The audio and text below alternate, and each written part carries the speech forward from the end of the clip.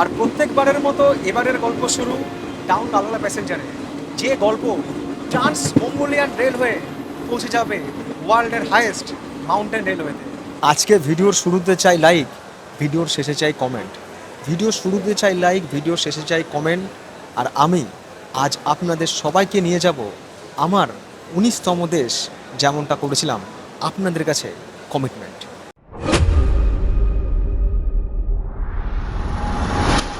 এই মুহূর্তে আমি রয়েছি নেতাজি সুভাষচন্দ্র বোস ইন্টারন্যাশনাল এয়ারপোর্টে। এখান থেকেই আজ পাড়ি দিচ্ছি আমার 19তম দেশ মঙ্গোলিয়ার উলানবাটারের পথে। আপাতত আমার গন্তব্য হচ্ছে কলকাতা থেকে দিল্লি। দিল্লি যাব এবং দিল্লি থেকে আমার পরবর্তী ফ্লাইট রয়েছে হচ্ছে উলানবাটারের জন্য। সেটা যাবে হচ্ছে দক্ষিণ কোরিয়া হয়ে। এই কলকাতা থেকে দিল্লি, দিল্লি থেকে দক্ষিণ কোরিয়া, দক্ষিণ কোরিয়া থেকে উলানবাটার, দীর্ঘ 8000 কিলোমিটার জার্নি। আর এই জার্নিতে আমরা পার করবো হচ্ছে চারটে রাজধানী। পশ্চিমবঙ্গের রাজধানী কলকাতা, ভারতের রাজধানী হচ্ছে দিল্লি, দক্ষিণ কোরিয়ার রাজধানী হচ্ছে সিউল, মঙ্গোলিয়ার রাজধানী হচ্ছে উলানবাটার। অর্থাৎ আমাদের এই 8000 কিলোমিটার বিমানযাত্রা কিন্তু কানেক্ট করবে চারটে রাজধানীকে। আমার যেহেতু কলকাতা থেকে দিল্লির যে ফ্লাইট সেটা ডোমেস্টিক ফ্লাইট এবং সেটা কিন্তু কানেক্টিং ফ্লাইট নয়। ভুলে গেছিলাম যে ডোমেস্টিক ফ্লাইটের যে ব্যাগেজ পলিসি সেখানে 15 কেজি পর্যন্ত চেক ইন লাগেজ অ্যালাউ রয়েছে। ওজন করছি তখন দেখছি আমার ব্যাগের ওজন হয়ে গেছে 20 কিলো। কাউন্টারে বলছে সরি স্যার, আমরা অ্যালাউ করবো না, পার কেজিতে লাগবে হচ্ছে 700 টাকা। অর্থাৎ 5 কিলোর জন্য এক্সট্রা আমাকে দিতে হবে হচ্ছে প্রায় 5-7 3500 টাকা। আমি দেখলাম থাক, 3500 টাকা বাঁচাতে হবে। এই জন্য কী করলাম, আমার যে জামা কাপড়ের যে ব্যাগ, এটার ওজন প্রায় 4 কিলো। এখানে আমার আছে প্রায় 20-22 দিনের জামা কাপড়, সেটা নিয়ে নিলাম। আর সেই সাথে ছিল হচ্ছে 1 কেজি চাল, সেই 1 কেজি চালও নিয়ে নিলাম। তাহলে 20 কেজি থেকে ওজন কমে দাঁড়ানো হচ্ছে একদম 15 কিলো। দিয়ে দিলাম ব্যাগ ওখানে, এটা আপাতত হাতে নিয়ে নিলাম। তো আপাতত চলুন শুরু করি আমাদের প্রথম জার্নি কলকাতা থেকে দিল্লির পথে, প্রায় 1300 কিলোমিটারের। তবে আমার মধ্যে যতটা অ্যাডভেঞ্চার রয়েছে নতুন কিছু দেখার আশায় বা দেখানোর আশায়, আমার মা আবারও প্রচুর টেনশনে রয়েছে। বলে এই 20-22 দিন তুই একা একা যাবি, এতগুলো জায়গায় যাবি, একা একা ঘুরবি, কী হবে না হবে। আলাম চিন্তা করো না, সব ঠিক থাকবে। বলে তুই তো সোশ্যাল মিডিয়ায় ছবি পোস্ট করবি না যখন তুই ট্রিপে থাকবি, না তুই ফেসবুকে ছবি পোস্ট করবি, না ইনস্টাগ্রামে ছবি পোস্ট করবি, তো কিন্তু আমাকে সবসময় তো ছবি পাঠাবি। আর আমি যেখানে যাবো তোমার সাথে ছবি পাঠাবো। এই ফ্লাইটে উঠলাম ছবি পাঠাবো, এই দিল্লিতে পৌঁছানো ছবি পাঠাবো, এই আমি মঙ্গোলিয়া পৌঁছানো ছবি পাঠাবো। বাস আমার মা বলে আমি তাতেই খুশি, তোর একটা ছবি আর একটু ভয়েস পেলেই আমি হ্যাপি। ঠিক আছে, আর খাওয়ার টাইমে খেয়ে নিবি, আমাকে ছবি পাঠাবি যে তুই রান্না করেছিস কিনা। কারণ বাইরের ট্রিপে তো আসলে মানে এরকমগুলোর হয় না, না যে কেউ খাবার বেড়ে দেবে, খাওয়ার জন্য ডাকবে। এখানে সব কিছু নিজে, এখানে আমার মালিক আমি নিজে। শরীর খারাপ হলো সেটা আমার, আমার কিছুটা ফেলিওর হলো সেটা আমার, আমার কিছুটা সাকসেস হলো সেটা আমার। আর আমি মনে করি যে আমার এই ব্লগগুলো কোনো ব্লগ নয়, এটা হচ্ছে প্রত্যেকটা বাঙালি তরুণ তরুণীর কাছে একটা ইন্সপিরেশন, যে চাইলে একাও কিন্তু পৃথিবী ঘোরা যায়। 12টা বেজে 9 মিনিট শুরু হলো আমাদের টেক অফ।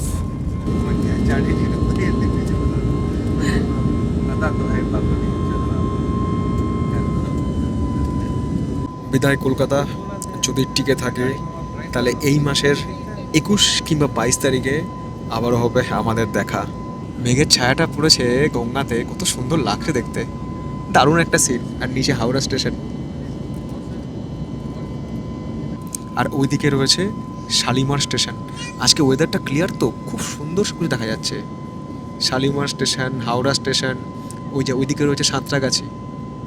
ফ্লাইটের সিট অ্যাড অন করেছিলাম, সেই সঙ্গে ফুড অ্যাড অন করেছিলাম। ক্রসেন্ট স্যান্ডউইচ, আর সেই সঙ্গে মশলা চা। বেলা 2 বেজে 12 মিনিট আমাদের ফ্লাইট ল্যান্ড করছে দিল্লি এয়ারপোর্টে, টার্মিনাল 1। সোয়া 2 ঘন্টায় শেষ হলো আমাদের গল্পের প্রথম অধ্যায়, প্রায় 1312 কিলোমিটারের। এবার এখান থেকে লাগেজ নিতে হবে বেল্ট নাম্বার 4 থেকে। এখান থেকে চেক ইন ব্যাগটা নিয়ে তারপরে ট্রান্সফার হবো হচ্ছে পরবর্তী টার্মিনালে। আর এই যে মনে করে নিয়েছি আমার জামা কাপড়ের ব্যাগ।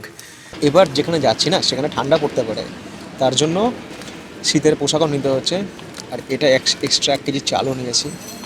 টুকটাক খাবার দাবার আছে, সব সুন্দর করে সেট আপ করে নিয়েছি। আপাতত আমাকে ট্রান্সফার হতে হবে হচ্ছে টার্মিনাল নাম্বার 1 থেকে টার্মিনাল নাম্বার 3-তে, কারণ আমার পরবর্তী যে ফ্লাইট, অর্থাৎ দিল্লি থেকে সাউথ কোরিয়া যাওয়ার যে ফ্লাইট কোরিয়ান এয়ারলাইনের, তার টার্মিনাল হচ্ছে টার্মিনাল নাম্বার 3। এখান থেকে শাটেল বাসের টিকিট নিয়ে নিলাম। দেখাতে হলো আমার প্রিভিয়াস বোর্ডিং পাস আর পরবর্তী ফ্লাইটের টিকিট। 20-25 মিনিট সময়ের ব্যবধানে বাস আসে, কখনো কখনো 15 মিনিটের ব্যবধানেও বাস আসে। তো লাইন দিয়ে আর কি বাসে উঠতে হবে। উঠে বললাম বাসে, আর এই বাসও কিন্তু হচ্ছে বাতানুকূলিত, আর বাস মোটামুটি ফাঁকাই আছে, খুব বেশি ভিড় নেই। দিল্লি এয়ারপোর্টের এটা হচ্ছে টার্মিনাল নাম্বার 3। 1 থেকে স্টার্ট করেছিলাম, তারপরে আসে 3, তারপরে আসে হচ্ছে 2। এই টার্মিনালটা অনেক বড়, কারণ এটা international arrival plus departure. Kolkata থেকেও কানেক্টিং ফ্লাইট করা যেত, সেক্ষেত্রে লাগেজ হয়তো অটোমেটিক ট্রান্সফার হতো, আবার নাও হতে পারতো। কিন্তু আমি দেখেছিলাম যে কানেক্টিং ফ্লাইট করতে গেলে না খরচাও বেশি পড়ে, আবার সেম এয়ারলাইনের ফ্লাইট হলে অতটাও সমস্যা হয় না। কিন্তু এটা তো সেম এয়ারলাইনের ফ্লাইট নয়, এটা ডিফারেন্ট এয়ারলাইনের ফ্লাইট। তো বেটার হাতে সময় নিয়ে ডোমেস্টিক ফ্লাইট ধরে চলে এসো, তারপরে অন্য ফ্লাইট নাও। দিল্লি এয়ারপোর্টের টার্মিনাল নাম্বার 3-তে ফাইনালি এন্ট্রি নিলাম। এখানে পরপর সব কাউন্টার আছে, এ থেকে একদম মনে হচ্ছে পি পর্যন্ত। তো আমাকে যেতে হবে এল, কারণ আমার যে কোরিয়ান এয়ারলাইনের ফ্লাইট রয়েছে তার কাউন্টার হচ্ছে এই এল নাম্বারে, 1 থেকে 9। Korean airline, yes.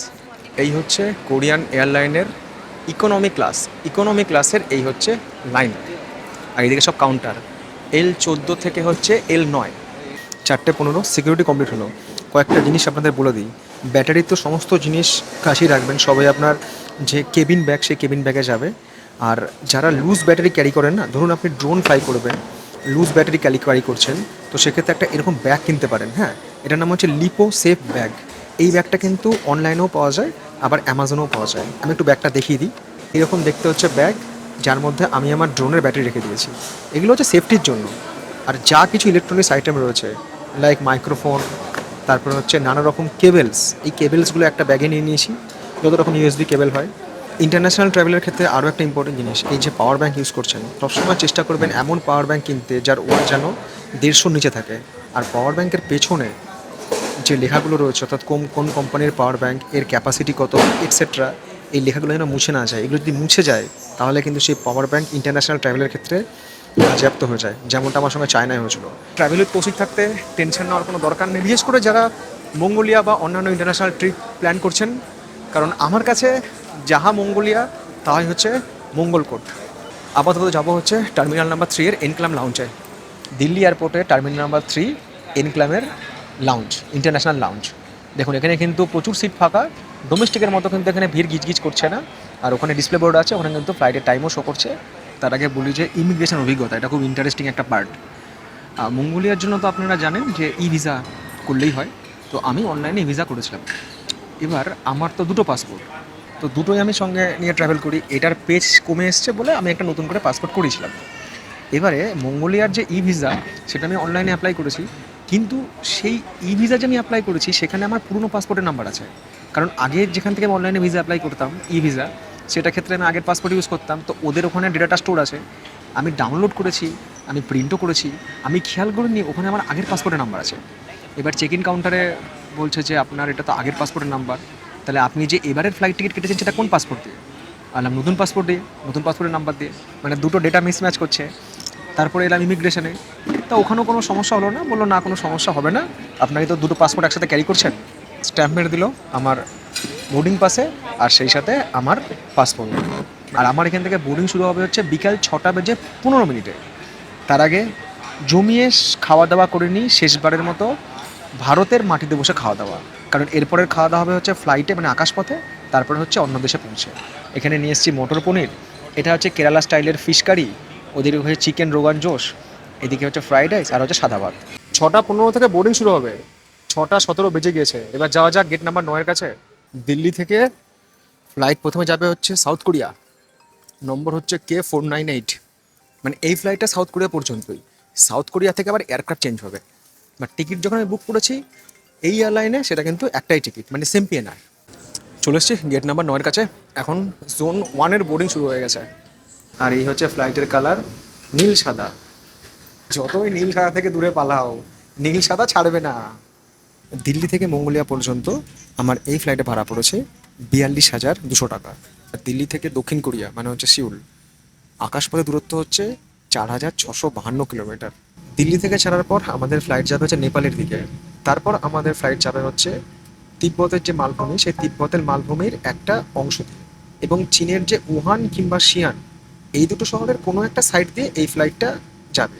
তারপরে আসবে হচ্ছে পূর্ব চীন, মানে চীনের ইস্ট সাইড, আর হচ্ছে হলুদ সাগর, ইউলো সি পেরিয়ে আমাদের ফ্লাইট প্রবেশ করবে হচ্ছে ইঞ্চিয়ন বা সিউলে। আর আমাদের যে ফ্লাইট 7879 মানে হচ্ছে ড্রিম লাইনার, এই ফ্লাইটের সিট ক্যাপাসিটি হচ্ছে ওই 269 থেকে 270টা। এটা এয়ারক্রাফটের উপর ডিপেন্ড করে। বেশিরভাগ ক্ষেত্রে এগুলো 270টার মতো সিট হয়। তার মধ্যে 24টা থাকে হচ্ছে বিজনেস ক্লাস, আর বাকি হচ্ছে এখানে ইকোনমি ক্লাস। বিজনেস ক্লাস সব সামনের দিকে রয়েছে, আর আমি রয়েছি এখানে ইকোনমি ক্লাসে। আমার সিট খুব একটা ভালো পড়েছে আমি বলতে পারি না, কারণ পাশে উইংস রয়েছে। তবে এই ফ্লাইটের মানে সিট যখন আমি বুক করছিলাম, তখন ওই ফ্রি সিট যেগুলো হয় না, সেগুলো অল্পই পড়েছিল। বাকি সামনের দিকে যেগুলো সিট, সেগুলো বুক করতে গেলে মোটামুটি ওই 2000, 2500, 3000, 4000 এরকম সব ভাড়া ছিল। তো ফ্রি সিট বলতে আমি এটাই পেয়েছিলাম। রাত্রি 8:30, এখনই দিয়ে দিয়েছে ডিনার। এখানে আমার নামও লেখা আছে, কৌশিক পাল। কোল্ড ড্রিঙ্ক রয়েছে, এখানে স্যালাড রয়েছে, এদিকে ফ্রুটস রয়েছে। আমাদের ফ্লাইট চলবে হচ্ছে ইয়োলো সির ওপর দিয়ে, আর ফ্লাইটে ইয়োলো রাইসও রয়েছে। এই যে চামচগুলো রয়েছে না, এইগুলো স্টিলের, প্লাস্টিকের নয়, আর প্রচুর চকচকে। সেই সঙ্গে ড্রিঙ্ক রয়েছে, সফট ড্রিঙ্ক আর হচ্ছে হার্ড ড্রিঙ্ক। হার্ড ড্রিঙ্কের 3-4 রকম বোতল আছে, আমি তো নাম জানি না। আমাদের ফ্লাইট যে রুটে যাচ্ছে, এখান থেকে আগরতলা হচ্ছে 71 কিলোমিটার। এইদিকে রয়েছে শিলচর, ওইদিকে হচ্ছে ডিব্রুগড়। ফ্লাইটে এমনিতে অন্ধকার, লাইট টাইট অফ, সবাই ঘুমোচ্ছে, মানে ঘুমানোর চেষ্টা করছে। বাট এত রাতেও ফ্লাইটে না ভালো রকম টার্বুলেন্স হচ্ছে। মানে এত বড় ফ্লাইট, তাতে জাস্ট সাংঘাতিক টার্বুলেন্স, কেন কে জানে। ভূখণ্ডের যে অংশে সাউথ কোরিয়া, এইদিকে রয়েছে ইস্ট সি, আর এইদিকে রয়েছে ইয়েলো সি, মানে হলুদ হলুদ সাগর। আর সাউথ কোরিয়ার ঠিক উল্টো দিকে যে জায়গাটা রয়েছে, এটা কিন্তু হচ্ছে জাপান। ফ্লাইটে কিন্তু ওয়াইফাই সার্ভিস রয়েছে, হ্যাঁ, কিন্তু এখানে ইন্টারনেট পারচেস করতে হবে। অ্যাক্টিভেট করে নিলাম। হোয়াটসঅ্যাপ অ্যাক্টিভেট করে করে মায়ের মেসেজ, মাকে ছবি পাঠিয়েছিলাম সেই বিকালবেলায়। মা বলছে টেনশন হচ্ছে বাবু, গলার মালাটা কোথায়। আজকে ফ্লাইট জার্নি করতে করতে সানরাইজ দেখে নিলাম। আর ভারতের সময় হচ্ছে এখন রাত 1:26। দক্ষিণ কোরিয়ার ক্যাপিটাল হচ্ছে সিউল, সিউলের এটা হচ্ছে ইনচিয়ন এয়ারপোর্ট। ল্যান্ড আমাদের ফ্লাইট। ভারতের সময় 1:45। ঘুম থেকে উঠে ধরফড়িয়া পৌঁছে গিয়েছে আমাদের ফ্লাইট দক্ষিণ কোরিয়া। ফ্লাইটে যে ওয়াইফাই অ্যাক্সেস করেছিলাম, তার জন্য কেটেছে হচ্ছে 472 টাকা 28 পয়সা। আর আমার এয়ারটেলের ইন্টারন্যাশনাল রোমিং যেহেতু অ্যাক্টিভেট করাই ছিল, এখানে নামার পর কিন্তু চলে এসছে আমার নেটওয়ার্ক। আর এখন এখানকার টাইম হচ্ছে 5:17, আর ভারতের সময় হচ্ছে রাত 1:47। ভারতের সময়সীমার থেকে দক্ষিণ কোরিয়ার সময়সীমা বা টাইম জোন 3.5 ঘন্টা এগিয়ে রয়েছে। ওয়েলকাম টু দক্ষিণ কোরিয়া। এখন টাইম হচ্ছে 5:36। আমি যখন ফ্লাইটের টিকিট বুক করছিলাম, বেশিরভাগ ক্ষেত্রে দেখছিলাম অপশন রয়েছে লাগেজ সেলফ কালেকশন। এবার একটা চিন্তা ছিল যে দক্ষিণ কোরিয়ায় ভিসা অন অ্যারাইভেলও পাওয়া যায়, আর ট্রানজিটের ক্ষেত্রে কোনো ভিসা লাগে না। কিন্তু ওই জায়গাটা একটু খটোমটো ছিল, যে যদি আমাকে লাগেজ সেলফ ট্রান্সফার করতে হয়, তাহলে তো আমাকে লাগেজ নিয়ে বেরিয়ে যেতে হবে, আবারও চেক ইন করতে হবে। সেক্ষেত্রে ভিসা লাগবে কি না, এই নিয়ে একটু দোনামোনা ছিল। যাই হোক, তারপরে এয়ারলাইনের সাথে কথাবার্তা বললাম, তো ওরা বললো যে না, আপনার কোনো ট্রানজিট ভিসাও লাগবে না, কিছুই লাগবে না, আপনার লাগেজ অটোমেটিক ট্রান্সফার হবে। এই টার্মিনাল থেকেই আমার পরবর্তী ফ্লাইটটা হচ্ছে 8:35। আর বোর্ডিং পাস তো আমার কাছে আছেই। হাঁটছি তো হাঁটছি, হাঁটার কোনো শেষ নাই। মনে হচ্ছে শিয়ালদা থেকে হাঁটা শুরু করেছি, একদম বিবাদী বাগে গিয়ে পৌঁছে যাবো। এই 2 নম্বর টার্মিনাল অনেক বড়, ইন্টারন্যাশনাল টার্মিনাল, তো হেঁটেই যাচ্ছি। 2041, 8:35। Terminal 2, gate number 253, Ulaanbaatar international airport. Gate number 253 যেতে হবে পরবর্তী ফ্লাইট ধরার জন্য। আর এখানের গেট হচ্ছে এই যে 208 থেকে 291। 208 থেকে 291, মানে 100-র কাছাকাছি গেট। এবার তুমি হাঁটো ভাই। টার্মিনাল 1-এর গেট হচ্ছে 1 থেকে 132। এখানে আছে। এখন টাইম হচ্ছে 6:27, পুরো 1 ঘন্টা সময় লাগলো, 1 ঘন্টা কিছু কম সময় লাগলো। প্রথমে পাসপোর্ট স্ক্যান করতে হলো, না আগে জলের বোতল সঙ্গে যেন 1 ফোঁটা জল না থাকে, সব জল টল ফেলতে হলো। তারপরে পাসপোর্ট স্ক্যান করার পরে সিকিউরিটিতে ওখানে বিশাল লাইন ছিল। শুধু একটা জিনিস জিজ্ঞেস করলো যে ওই কাছে ট্যাব কিংবা ল্যাপটপ আছে কিনা, ওখানে আছে, বললো বের করে দিয়ে দিন, ট্রেতে দিলাম, ফটাফট হয়ে গেল, ব্যাস। কত দিকে গেট, এই দিকে গেট রয়েছে, ওই দিকে গেট রয়েছে, ওপরে গেট রয়েছে, এই দিকে গেট রয়েছে, আর দুশো গেটই গেট। এইরকমই জিনিস দেখেছিলাম আমি ইস্তানবুল এয়ারপোর্টে, প্রচুর গেট আর প্রচুর হাঁটা। জানি খাওয়া দাওয়ার দোকান থেকে 1 কাপ কফি খেতে ইচ্ছা করছে, আর সেই সঙ্গে এটা জানতে ইচ্ছা করছে আপনাদের যে আচ্ছা এখানকার মানে টাকার দাম কত। ভারতের 100 টাকার সমান এখানকার কত টাকা। চীনের হচ্ছে ইউয়ান, জাপানের হচ্ছে ইয়েন, আর এখানকার হচ্ছে ওনের হিসাব এরকম হবে যে ভারতের 1 টাকা সমান এখানকার হচ্ছে 16 টাকা। সাউথ কোরিয়া প্ল্যানে রাখা যেত যে 3-4 দিন সাউথ কোরিয়া ঘুরবো, কিংবা এখান থেকে ট্রানজিট ভিসা নিয়েও ঘোরা যায় সাউথ কোরিয়া, কিন্তু আমি এই জন্যই ঘুরলাম না, কারণ এখানে এখন বর্ষাকাল আর এখন এখানকার একটা সিজন নয়। আমি এখানে আসবো হচ্ছে উইন্টারের সময়, যখন এখানে মানে প্রচুর স্নোফল হয়। জাপানের উইন্টার যেরকম, এখানকার উইন্টার সেরকম, দারুণ লাগে দেখতে। চারিদিকে এত সব ঝাঁ চকচকে দোকান, যে দোকানের ভিড়ে গেটই হারিয়ে গেছে। এই যে গেট নম্বর 253, যেখান থেকে আমার পরবর্তী ফ্লাইট রয়েছে উলান বাটার যাওয়ার। লেখা আছে সকাল 8:35 উলান বাটার ইন্টারন্যাশনাল যাওয়ার ফ্লাইট ছাড়বে, যার নাম্বার হচ্ছে KE 2041। এটাও কিন্তু হচ্ছে কোরিয়ান এয়ারলাইনের আরেকটা ফ্লাইট। আর এখানে রয়েছে বসার জায়গা, এখানে আপাতত বসি, ফোন টোন এখানেই চার্জ করব। টেকনোলজির দিক থেকে কিন্তু সাউথ কোরিয়া, জাপান কিংবা চায়নার থেকে কোনো অংশে কম যায় না। এয়ারপোর্টে যে বসার জায়গা, মানে প্যাসেঞ্জার ওয়েটিং এরিয়া, এখানে যে চার্জার রয়েছে ফোন চার্জ করার জন্য, এখানে ওয়্যারলেস চার্জার রয়েছে, এরকম আমি দেখিনি কোথাও, এই ফার্স্ট টাইম দেখলাম। চার্জ হতে শুরু করে দিয়েছে। সময় সকাল 8টা, বোর্ডিং শুরু হলো। আমাদের পরবর্তী ফ্লাইট হচ্ছে সিউল থেকে উলান বাটার। এবারে ঘুম পাচ্ছে, কারণ 3.5 ঘন্টা তো এগিয়ে আছি। এখন 8টা, তার মানে আমাদের ওখানে 4:30, মানে ভোরবেলা এই সময়টা ঘুম বেশি আসে। এতক্ষণ ঘুমটা আসেনি, এখন ঘুমটা আসছে। মানে আমরা যদি সারা জেগেও থাকি, ভোরবেলার দিকে ঘুমটা পাই, এখন সেটাই হচ্ছে। ওই দেখুন দাঁড়িয়ে আছে কোরিয়ান এয়ারলাইনের ফ্লাইট, আমি ওরকম ফ্লাইটে এসেছি। ইথিওপিয়াতে যেমন সব ইথিওপিয়ান এয়ারলাইন, আমাদের ওখানে যেমন বেশিরভাগ ইন্ডিগো এয়ারলাইন, এখানে তেমনি সব কোরিয়ান এয়ারলাইন। মানে এই এয়ারপোর্টের ম্যাক্সিমাম ফ্লাইট হচ্ছে এই কালারের। দুটো বোর্ডিংয়ের গেট রয়েছে, এটা হচ্ছে ইকোনমি ক্লাস, ওটা হচ্ছে বিজনেস ক্লাস। এইদিকে একটা গেট রয়েছে, ওইদিকে একটা, 4টে গেট ফ্লাইটের। আপাতত দুটো গেট দিয়ে বোর্ডিং হচ্ছে। এখানেও সিট প্যাটার্ন হচ্ছে 322, আর আগে আছে হচ্ছে 333। আমি অনেকটা পেছনে আছি, এখানে আমার সিট নাম্বার হচ্ছে 55A। গায়ে দেওয়ার পাতলা একটা চাদর, সেই সঙ্গে জলের বোতল আর একটা কুশন। এটা হচ্ছে এয়ারবাস 330-300। এবারে একটা ভালো সিট পেয়েছি মানে যখন ফ্লাইটের টিকিট বুক করেছিলাম তখনই আমি সিটটা চুজ করেছিলাম। এর জন্য এক্সট্রা কোনো পে করতে হয়নি, আর যদি আগে সিট নিতাম তাহলে পে করতে হতো। এখান থেকে ফ্লাইট ছাড়ার টাইম হচ্ছে সকাল 8:35, আর এই ফ্লাইটটা উলান বাটার গিয়ে পৌঁছাবে হচ্ছে সকাল 11:10। ওই 3 ঘন্টা থেকে 3.5 ঘন্টা মতো লাগে ফ্লাইটে। আর ডিস্টেন্স হচ্ছে ওই 1970 থেকে 2000 কিলোমিটার এরিয়াল ডিস্টেন্স। এই হচ্ছে সাউথ কোরিয়া। এই যে এয়ারপোর্ট পার করবো, এরপরে শুরু হয়ে যাবে ইয়োলো সি।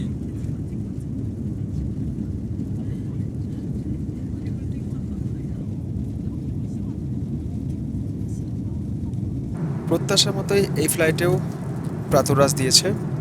একটা বান রয়েছে, ফ্রুটস রয়েছে, আর এই দিকে রয়েছে ওই স্যালাড।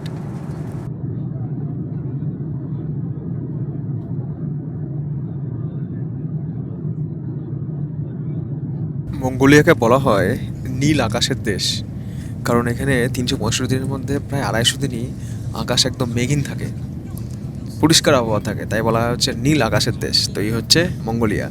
আর এই পুরো জায়গাটা হচ্ছে মঙ্গোলিয়ার স্টেপ অঞ্চল।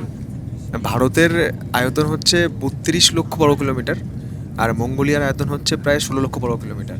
মানে আয়তনে ভারতের অর্ধেক হচ্ছে মঙ্গোলিয়া। আর এই পুরো মঙ্গোলিয়ার জনসংখ্যা 35 লক্ষ। অবশ্যই দেশটার দুটো পার্ট আছে, ইনার মঙ্গোলিয়া, আউটার মঙ্গোলিয়া। পরে বলবো এই ইনার মঙ্গোলিয়া আউটার মঙ্গোলিয়ার গল্প। আমি এখানে রয়েছি ওই 8 তারিখ পর্যন্ত, আর 9 তারিখ এখান থেকে আবার চলে যাবো অন্য একটা দেশে। আজকে 4 তারিখ, 4, 5, 6, 7, 8 এই কদিন এখানে রয়েছি। এই হচ্ছে মঙ্গোলিয়ার ক্যাপিটাল উলান বাটারের একমাত্র ইন্টারন্যাশনাল এয়ারপোর্ট, যার নাম হচ্ছে চেঙ্গিস খান ইন্টারন্যাশনাল এয়ারপোর্ট, যেখানে আমাদের ফ্লাইট ল্যান্ড করলো। এয়ারপোর্টটাকে একটু ভালো করে দেখে নিই, আর তো আমি এয়ারপোর্টে আসবো না, এরপর ফিরবো অন্য কোনো মাধ্যম দিয়ে। এখানে নামার পর এয়ারটেলের যে ইন্টারন্যাশনাল রোমিং, সেটা তো অ্যাক্টিভেট করে নিয়েছিলাম আগে। চলে এসেছে নেটওয়ার্ক মঙ্গোলিয়া ইউনিটেল। আমাদের যেমন এয়ারটেল, এদের এখানে হচ্ছে ইউনিটেল, এটা এখানকার বেস্ট। আর টাইম জোনের ডিফারেন্স ভারতের সময় থেকে মঙ্গোলিয়ার সময়সীমা কিন্তু 2.5 ঘন্টা এগিয়ে আছে। অর্থাৎ আমাদের ভারতের সময় হচ্ছে সকাল 8:33, আর মঙ্গোলিয়ার সময়সীমা হচ্ছে এখন 11:03। গতকাল বেলা 11টা থেকে আজকে বেলা 11টা, 24 ঘন্টার উপরে ফ্লাইট জার্নি করছি।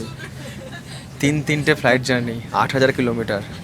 শরীর আর খুব একটা সাপোর্ট দিচ্ছে না, কিন্তু এখনও মনের জোর রাখতে হবে, অনেকগুলো কাজ বাকি আছে। ফাইনালি পা রাখলাম আমার ট্র্যাভেল জার্নির 19তম দেশ, যার নাম হচ্ছে মঙ্গোলিয়া। এয়ারপোর্ট থেকে বাইরে বেরোনোর মাঝে আপনারা জানেন অনেকগুলো কাজ রয়েছে। ইমিগ্রেশন আছে, ব্যাগেজ কালেকশন আছে, সিম নেওয়া আছে, সর্বোপরি আমাকে উলান বাটার শহরে ট্রান্সফার হতে হবে। এই এয়ারপোর্টটা শহর থেকে 50 কিলোমিটার দূরে। এই দেশটাও একা, আমিও একা। Number 601 bound for sale. Please board the plane now. 11:35 হয়ে গেল ইমিগ্রেশনে প্রথমে দেখলো ভিসা, ভিসা। তারপরে বললো আর কোনো পাসপোর্ট আছে? আমি বললাম হ্যাঁ আছে। দুটো পাসপোর্ট দেখালাম। তারপরে দিতে হলো আঙুলের ছাপ, ছবি তুললো। তারপরে জিজ্ঞেস করলো মঙ্গলে কোথায় থাকবেন, তা দেখিয়ে দিলাম মঙ্গলে কোথায় থাকবো। ব্যাস স্ট্যাম্প মেরে দিল, ছাপ পড়ে গেল 19 নম্বর দেশে অফিসিয়ালি।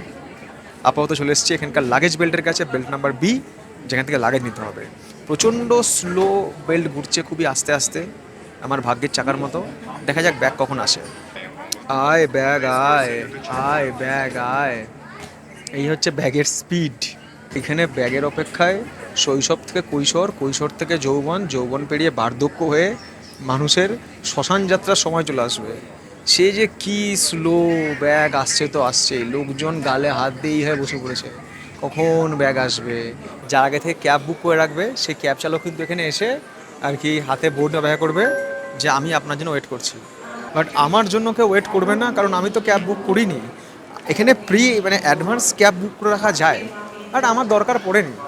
জীবনে যতই থাক গণ্ডগোল, এই মঙ্গোলিয়ায় এসে সব কিছু হবে মঙ্গলই মঙ্গল। এখানে একটাকে ট্যাক্সি বুকিং অ্যাপও রয়েছে, কিন্তু সেটা কাজ করছে না। মানে সেটাতে আমি আমার যে ইন্টারন্যাশনাল ক্রেডিট কার্ড বা ডেবিট কার্ড কাল থেকে চেষ্টা করে করে আমি অ্যাক্টিভেট করতে পারিনি। তাহলে ওটা দিয়ে ক্যাব বুক করা যায় আমাদের উবেরের মতো। তোর জন্য আমাকে এখানে ম্যানুয়ালি ক্যাব বুক করতে হবে, কিন্তু তার আগে দরকার হচ্ছে টাকা। মঙ্গোলিয়ার যে কারেন্সি তার নাম হচ্ছে তোগ্রক। আর হিসাবটা বলে দিই, আমাদের ভারতের 1 টাকা সমান এখানকার 37 টাকা 50 পয়সা। কিন্তু ভারতের কারেন্সি এখানে চলবে না। এখানে যে কারেন্সি চলবে সেটা হচ্ছে ইউএসডি আর হচ্ছে ইউরো।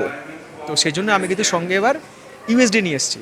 আর মঙ্গোলিয়ার যে কারেন্সি সেটা কিন্তু হচ্ছে ক্লোজড কারেন্সি। ক্লোজড কারেন্সি মানে কি, এইটা কিন্তু অন্য জায়গায় পাওয়া যাবে না। আমি কলকাতায় কিন্তু মঙ্গোলিয়ান কারেন্সি পাইনি, যেখান থেকে আমি কারেন্সি এক্সচেঞ্জ করাই সেখানে কিন্তু মঙ্গোলিয়ান কারেন্সি দিতে পারিনি। ওই জন্য আমাকে ইউএসডি নিয়ে আসতে হয়েছে। $100 পরিবর্তে পেলাম হচ্ছে 3,65,500 মঙ্গোলিয়ান তোগ্রক। এই হচ্ছে 20,000 টাকার নোট, এই হচ্ছে 500 টাকার নোট, 5,000 টাকার নোট। কাউন্টারে জিজ্ঞেস করলাম are you accept Indian currency, বললো নো। যা ডলারের রেট দিয়েছে আমি দেখে নিয়েছি ঠিকঠাকই আছে। আর ডলার এক্সচেঞ্জ করার ক্ষেত্রে একটা টিপস দিয়ে রাখি, সবসময় নিয়ে আসবেন হচ্ছে চকচকে নোট। চকচকে নোট আসলে এরা রেটটা ভালো দেয়। ছেঁড়া ফাটা একটু নোংরা নোট আনানোর সময় রেট কমে যায়। বেরিয়ে এলাম এয়ারপোর্টের বাইরে এবং বেরোনোর আগে ঠিক করলাম যে ট্যাক্সি আর বাসের মধ্যে আমি বাসই চুজ করবো। আজকে এমনিতেও কোনো সেরকম চাপ টাপ নেই কাজের। এখন 12টা 17 বাজে, 12টা 40 এখান থেকে বাস ছাড়বে। এখানে বাসের টাইমিংও রয়েছে পরপর। ক্যাবে গেলে খরচ অনেকটাই বেশি, বাসে গেলে খরচ অনেকটাই কম। আমাদের যেমন ওখানে সিটি সেন্টার, এখানকার হচ্ছে সুখবাটার স্কোয়ার। তো সুখবাটার স্কোয়ার পর্যন্ত কিন্তু বাস যাবে, মানে বাসের যে লাস্ট স্টপ সেখানে নামতে হবে। লাগেজ নিয়ে কোনো চাপ নেই, বাসের পেটে জায়গা রয়েছে, এখানে আমি লাগেজ ড্রপ করে দিলাম। বাট মঙ্গোলিয়া তো হচ্ছে দ্বিতীয় লাদাখ, ভয়ানক ঠান্ডা, ভয়ানক। এবার চলুন আপনাদেরকে দেখাই মঙ্গোলিয়াতে প্রথম পাবলিক বাস জার্নি। উঠে পড়লাম বাসে, লাগলো হচ্ছে 15,000 তোগ্রক। 15,000 তোগ্রককে যদি আমি 37 দিয়ে ভাগ করি তাহলে হচ্ছে 405 টাকা মতো। মঙ্গোলিয়া কিন্তু চায়নার প্রতিবেশী দেশ, কিন্তু চায়নাতে যেরকম ইনস্টাগ্রাম, ফেসবুক, হোয়াটসঅ্যাপ এগুলো চলে না, বা গুগল চলে না, মঙ্গোলিয়া কিন্তু সব চলে। জানলাটা এত বড় না যে মনে হচ্ছে ভিস্তাডোম কামরায় ট্রাভেল করছি। মানে মঙ্গোলিয়ার যে ভূপ্রকৃতি, এইটা দেখার জন্য এর থেকে ভালো অপশান হতে পারে না। এই রাস্তার পাশে এই যে সবুজ সব স্টেপ রয়েছে, রাস্তার দুদিকেই রয়েছে, এখানে প্রচুর গবাদি পশু দেখা যায় ঘুরে বেড়াচ্ছে, প্রচুর। যার মধ্যে ঘোড়া রয়েছে, যার মধ্যে ভেড়া রয়েছে, যার মধ্যে ব্যাকট্রিয়ান উট রয়েছে, কিংবা ছাগল রয়েছে। তো এই 5টা প্রাণীকে বলা হয় হচ্ছে মঙ্গোলিয়ার 5 ট্রেজার্স বা পঞ্চরত্ন। যেমন আফ্রিকার হচ্ছে বিগ 5, তো মঙ্গোলিয়ার রয়েছে হচ্ছে 5 ট্রেজার্স। তো 5 ট্রেজার্সের মধ্যে প্রথমেই রয়েছে হচ্ছে মঙ্গোলিয়ান ঘোড়া। এগুলো আকারে একটু ছোটো হলেও কিন্তু এগুলো শক্তিশালী, এবং সেই চেঙ্গিস খানের সময় থেকে কিন্তু মঙ্গোলিয়ার যাতায়াতের প্রধান মাধ্যম ছিল হচ্ছে ঘোড়া। এবং এখানকার যারা নোম্যাডিক বা যাযাবর রয়েছে তারা কিন্তু ঘোড়া পালন করে। তারপরে হচ্ছে ব্যাকট্রিয়ান উট বা দুকুজওয়ালা উট, এবং তাদের কিন্তু যে গায়ের লোম সেগুলো কিন্তু খুব মোটা হয় শীতের হাত থেকে বাঁচার জন্য, কারণ এখানে কিন্তু প্রচুর শীত পড়ে। তো সেই ব্যাকট্রিয়ান উট কিন্তু এখানে দেখতে পাওয়া যায়। 3 নম্বর হচ্ছে এখানকার ভেড়া। এখানকার ভেড়াগুলো একটু আলাদা, মানে আমাদের ওখানকার মতো নয়। মানে এই ভেড়াদের যে লেজগুলো সেগুলো খুব মোটা মোটা, ভেড়ার সংখ্যাটাই সবচাইতে বেশি। তারপর হচ্ছে ইয়াক, এখানকার চমড়িকাই। এই চমড়ি গায়ের দুধ, মাংস আর হচ্ছে ওর যে পশম, সেটার জন্য কিন্তু এখানকার যাযাবররা এই চমড়িগাকে পালন করে। 5 হচ্ছে মঙ্গোলিয়ার ছাগল। ছাগলের যে লোম, সেখান থেকে কিন্তু পশমিনা তৈরি হয়। এটা খুব বিখ্যাত, এখানকার ফ্যাক্টরিও রয়েছে অনেক। তো সেই ছাগলও কিন্তু এখানে দেখতে পাওয়া যায়। আমি যখন এয়ারপোর্টে নেমেছিলাম, আমি একটা কথা বলেছিলাম যে মঙ্গোলিয়া দেখতে অনেকটা লাদাখের মতো। কথাটা কেন বলেছিলাম আপনারা হয়তো খেয়াল করেছেন, যারা খুব মন দিয়ে ভিডিও দেখছেন, যে মঙ্গোলিয়ায় কিন্তু কোনো রকম কোনো গাছ নেই। কেন গাছ নেই? কারণ মঙ্গোলিয়া হচ্ছে বৃষ্টিপাতহীন অঞ্চল। মঙ্গোলিয়া থেকে সমুদ্র বহু দূরে, এর আশেপাশে কোনো সমুদ্র নেই। বৃষ্টিপাতের জন্য দরকার জলীয় বাষ্প, সেই জলীয় বাষ্প এখানে পৌঁছায় না। যা আসে সেটুকু আশেপাশে যে পাহাড়, সেই পাহাড়ে বাধা পেয়ে সেখানে বৃষ্টিপাত হয়, কিন্তু মঙ্গোলিয়াতে কোনো বৃষ্টিপাত হয় না। তার উপরে হচ্ছে শীত, এখানকার টেম্পারেচার শীতকালে প্রায় -40 পর্যন্ত নেমে যায়। ওই ঠান্ডায় তো গাছ বাঁচবে না, সুতরাং এখানে কোনো গাছ জন্মায় না। আরও একটা কারণ আছে, সেটা হচ্ছে এখানকার পার্মাফ্রস্ট বা হিমায়িত মাটি। হিমায়িত মাটি মানে জিনিসটা কি? মঙ্গোলিয়ার যে মাটি, তার নিচে রয়েছে হাজার হাজার বছর ধরে জমে থাকা বরফের স্তর। সুতরাং বরফে তো গাছ জন্মায় না। কী জন্মিয়েছে? সবুজ তৃণভূমি। তো এখানে ঘাস প্রচুর দেখতে পাবেন, কিন্তু গাছ নেই। এই যে শহরে আমরা ঢুকলাম, এখানে আশেপাশে গাছ টাছ লাগানো রয়েছে, এগুলো কিন্তু লাগানো হয়েছে কারণ প্রত্যেকটা গাছের মাথা সমান। এগুলো প্লান্ট ট্রি, কিন্তু এগুলো ন্যাচারাল ট্রি নয়। মঙ্গোলিয়ায় কিন্তু কোনো গাছ নেই। তো যদি আমি মঙ্গোলিয়ার নর্দার্ন দিকে চলে যাই, উত্তর দিকে, যেখানে মঙ্গোলিয়া আর সাইবেরিয়ার বর্ডার রয়েছে, সীমানা রয়েছে, সেখানে কিন্তু গাছ দেখা যায়। তো ওই যে অঞ্চলটাকে বলা হয় তাইগা। এটা যেমন স্টেপ অঞ্চল, ওই অঞ্চলটাকে বলা হয় হচ্ছে তাইগা। আর এই যে পৌঁছালাম উলানবাটারে, মঙ্গোলিয়ার ক্যাপিটাল উলানবাটার, এটা হচ্ছে ওয়ার্ল্ডের সবচাইতে কুলেস্ট ক্যাপিটাল, বা পৃথিবীর সবচাইতে শীতলতম রাজধানী হচ্ছে এই উলানবাটার। মঙ্গোলিয়ার এই যে ক্যাপিটাল উলানবাটার, এই উলানবাটারের জনসংখ্যা হচ্ছে 17 লক্ষ। মানে পুরো মঙ্গোলিয়া দেশের জনসংখ্যা হচ্ছে 35 লাখ, বাট উলানবাটার যে ক্যাপিটাল, সেখানে 17 লক্ষ লোক থাকে। বাকি 17 লক্ষ লোক পুরো দেশটাতে ছড়িয়ে ছিটিয়ে থাকে।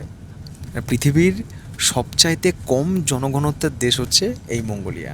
আমাদের ইন্ডিয়াতে যখন আমরা গাড়ি চালাই লেফট হ্যান্ড ড্রাইভ, আর মঙ্গোলিয়াতে কিন্তু উল্টো, এখানে হচ্ছে আরএসডি মানে রাইট হ্যান্ড ড্রাইভ। যেমন চায়নাতে তেমনি মঙ্গোলিয়াতে।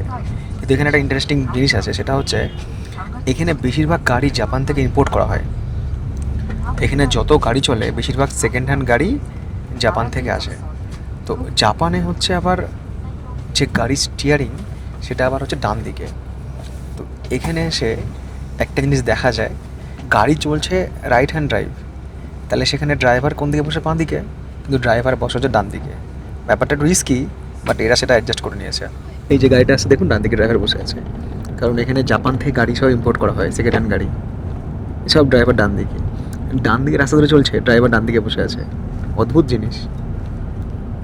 বেলা 2:24, বাস আমাকে নামিয়ে দিল হচ্ছে শহরের একদম কেন্দ্রস্থলে। এইটাই হচ্ছে সিটি সেন্টার বা হার্ট অফ দ্য সিটি। এর নাম হচ্ছে সুখ বাটোর স্কোয়ার। এই জায়গাটার নাম সুখ বাটোর স্কোয়ার কেন? মানে এখানে কি শুধু সুখ বাটা হয় তার জন্য সুখ বাটোর স্কোয়ার? তা নয়, এর পেছনে ইতিহাস আছে। 1921 সাল পর্যন্ত মঙ্গোলিয়া ছিল হচ্ছে চীনের কিং রাজবংশের অধীনে। এই মঙ্গোলিয়াতে একজন কমিউনিস্ট বিপ্লবী নেতা ছিল, তার নাম হচ্ছে দামদিন সুখবাটর। তা সেই দামদিন সুখবাটরের নেতৃত্বে কিন্তু চীনের কিং রাজবংশের হাত থেকে এই মঙ্গোলিয়া মুক্তি লাভ করে। আর এই দামদিন সুখবাটর 1921 সালের জুলাই মাসে ঠিক এই জায়গায় দাঁড়িয়ে স্বাধীন মঙ্গোলিয়ার কথা ঘোষণা করেছিলেন। চীনের কিং রাজবংশের হাত থেকে মুক্তি পেয়ে মঙ্গোলিয়া নতুন দেশ হিসাবে বা স্বাধীন দেশ হিসাবে আত্মপ্রকাশ করবে। তো এই জায়গায় দাঁড়িয়ে উনি ঘোষণা করেছিলেন, তার জন্য কিন্তু এখানে দেখুন ওনার মূর্তি রয়েছে ওই ঘোড়ার পিঠে চড়ে। ওইদিকে রয়েছে চেঙ্গিস খানের মূর্তি, এইদিকে রয়েছে সুখবাটরের মূর্তি। তো সেই জন্যই কিন্তু এই জায়গার নাম হচ্ছে সুখবাটর। এখান থেকে আমার হোস্টেলের দূরত্ব হচ্ছে 500 মিটার, হেঁটে লাগবে 7 মিনিট মতো। তো এই ছোট্ট ছোট্ট পায়ে চলতে চলতে ঠিক পৌঁছেই যাব। আন্তর্জাতিক ট্রিপে এসে একটু হাঁটাচলা করতে হবে, হাঁটতে হবে। না হাঁটলে এই জায়গাটাকে ভালো করে এক্সপ্লোর করা যাবে না, শহর চেনা যাবে না। হাঁটতে হবে, পাবলিক ট্রান্সপোর্ট নিতে হবে। মঙ্গোলিয়ার রাস্তাঘাট চায়না বা জাপানের মতো অতটাও উন্নত নয়, আমি বলবো ঠিকঠাক, বিশাল কিছু কিন্তু ডেভেলপ নয়। আর এই শহরে কিন্তু কোনো রকম কোনো মেট্রো রেল চলে না। শহরের ভিড় পেরিয়ে এসে খুঁজে পেলাম ঠিকানা অবশেষে। সুখবাটর স্কোয়ার থেকে 2 মিনিটের হাঁটা পথ পৌঁছে গেছি আমার ঠিকানায়। এরকম ঠিকানাও খুঁজে খুঁজে বের করতে হবে। তো তবে হ্যাঁ, এখানে গুগল ম্যাপ কাজ করে, তার জন্য কোনো চাপ নেই। এটা হচ্ছে হোস্টেল। এইখানে আমার নিচে হচ্ছে বেড, বেড ঠিকঠাকই আছে, ফোন চার্জ দেওয়ার জায়গা তো রয়েছে, রিডিং লাইট রয়েছে। নিচে লাগেজ রেখে দেবো। এখানে লকারও রয়েছে লাগেজ রাখার জন্য। 4 জন থাকবে এখানে, 4টে বেড রয়েছে, 4 জনের 4টে লকার। জামা কাপড় যদি শুকানোর থাকে এখানে মিলে দেওয়া যেতে পারে। এখানে যদি মনে করি খাবার দাবার করবো কিছু, করা যেতে পারে। মাইক্রোওভেনও রয়েছে, চা কফি করা যেতে পারে। আর খাওয়ার জন্য বললো এই জলটা খেতে পারেন, এটা হচ্ছে খাবার জল, pure drinking water. Washing machine রয়েছে, ওয়েট মেশিন রয়েছে। আর এই হচ্ছে এখানকার রিসেপশন। এখানে বসে টিভি দেখা যাবে, সোফাও রয়েছে এখানে, বেশ সুন্দর। বাইরে বেড়াতে এসে কস্ট কাটিং যদি করতে হয় সেক্ষেত্রে হোস্টেল হচ্ছে বেস্ট অপশান। যারা সোলো আসছেন, মেল বা ফিমেল, এইসব হোস্টেলে কিন্তু ফিমেল ডরমেটারিও থাকে, যেখানে 4টে মেয়ে বা 6টা মেয়ে থাকবে। আবার মেল ডরমেটারিও থাকে, যেখানে শুধু ছেলেরাই থাকবে। আর ইউনিসেক্স ডরমেটারিও থাকে, যেখানে ছেলে মেয়ে একসঙ্গে থাকতে পারে। আমি যখন সুইজারল্যান্ডে গেছিলাম তখন ছিলাম। মঙ্গোলিয়ার সময় হচ্ছে রাত 11:51, আর ভারতের সময় হচ্ছে রাত 9:21। এখানে দুপুরবেলায় ফিরে আমি ঘুমিয়ে পড়েছিলাম, এত ক্লান্ত ছিলাম, ঘুমিয়ে পড়েছিলাম। সন্ধ্যাবেলা হলো, ঘুম থেকে উঠলাম, ওঠার পরে একটু কাজকর্ম করলাম। বাইরে ঠান্ডা রয়েছে, বাইরে কোথাও যায়নি। কিন্তু এখানে আসার পর যেটা আমার মেন কাজ রয়েছে সেটা হচ্ছে মঙ্গোলিয়ার ট্যুর প্ল্যান করা। বাট মঙ্গোলিয়ার কিন্তু ট্যুর প্ল্যান করা এত সোজা নয়, তা সেজন্যই আমি আর কি মঙ্গোলিয়ার ম্যাপ নিয়ে বসে পড়েছি।